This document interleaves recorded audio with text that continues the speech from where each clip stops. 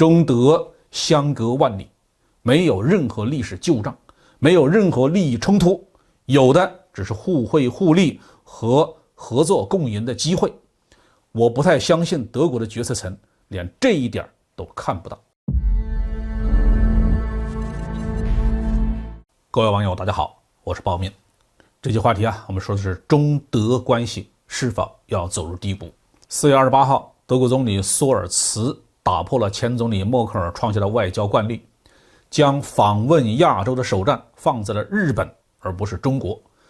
这引发了人们的普遍担忧中德关系要进入困难期了吗？应该说呢，这位德国总理对中国的态度还算务实。他曾经表示，对华政策必须与实际情况保持一致。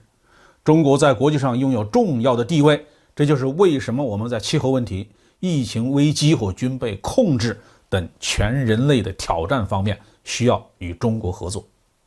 但是呢，这一届新的德国领导班子从总体上来看对华并不友好，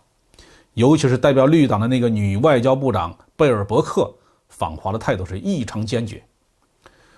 乌克兰战争一爆发，索尔茨就积极响应美国的主张，对俄罗斯进行全面的制裁。即使如此，还是有相当一部分的德国人觉得索尔茨的做法不够。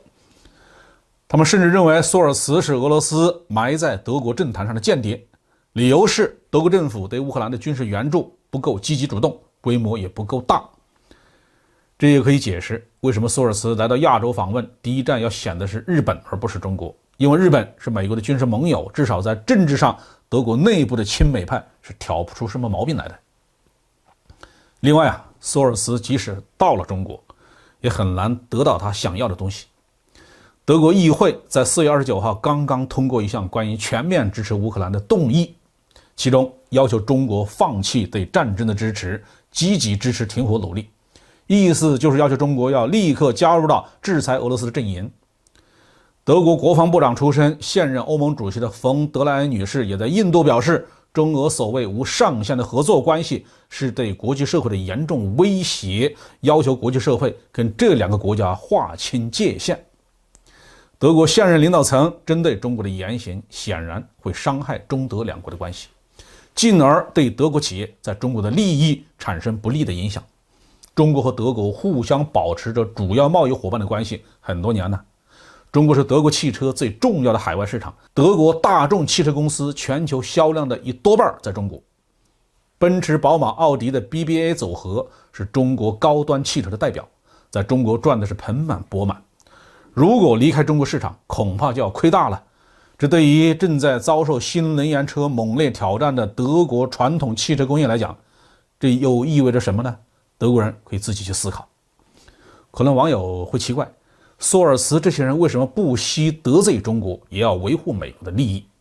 其实呢，德国资本集团在美国面前也是被欺压、被敲诈的对象。大众汽车在美国市场上并没有什么出格的举动，仅仅是因为一个尾气门就被罚了150亿美元。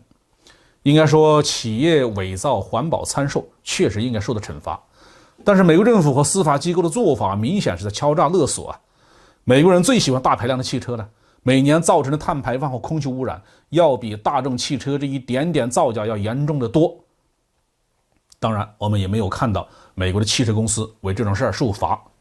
德国资本集团虽然对美国的霸道心有怨念，但是早已躺平了，随便美国怎么弄呢？德国和日本搞到一起，首先会让人联想到第二次世界大战。不过现在的国际局面呢，已经大不相同了。德国和日本早已经被美国征服。德国在过去几十年里还是恪守战败国的本分，国内对纳粹罪行的清算比较彻底，法律和舆论对右翼分子的管制还是比较严的，算是吸取了搞军国主义的教训。所以呢，历届德国政府对于军事力量建设，特别是对于海外军事力量的投送，一直都保持着非常克制的态度。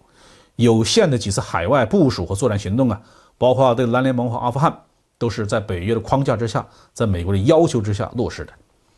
而日本就大不一样了，不仅侵华罪行没有得到彻底的清算，侵占的中国领土琉球群岛还没有归还，现在还积极的要介入台海，搅动南海，这点点滴滴自然有人给他记账呢。